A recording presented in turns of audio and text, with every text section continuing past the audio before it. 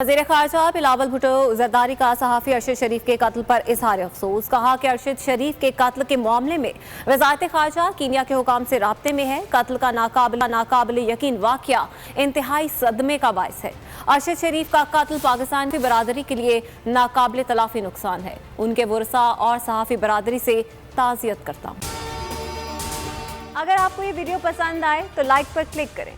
एक बार फिर नंबर 1 बोल न्यूज ने एक बार फिर सारे रिकॉर्ड तोड़ दिए। 8 दिन के अंदर अंदर लॉन्ग मार्च का ऐलान हो जाएगा। इलेक्शन पे तवज्जो करते और इसके बाद जो है हम इसको निपटेंगे। बोल का प्रोग्राम नेशनल डिबेट 11 बजे की स्लॉट में सबसे ज्यादा देखा गया। बंद गली में तो नहीं फंस गया है कि फाइनल कॉल की अनाउंसमेंट ही नहीं होके दे रही। वो बंद गली पहुंचते पहुंचते वजीर आज़म की कुर्सी तक पहुंच गए। 68% सार्फिन ने सिर्फ बोल देखने का इंतखाब किया क्योंकि बोल है नंबर 1।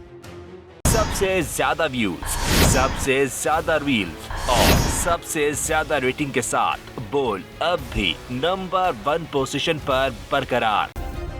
सब्सक्राइब करें और बेल दबाएं ताकि कोई खबर रह न जाए।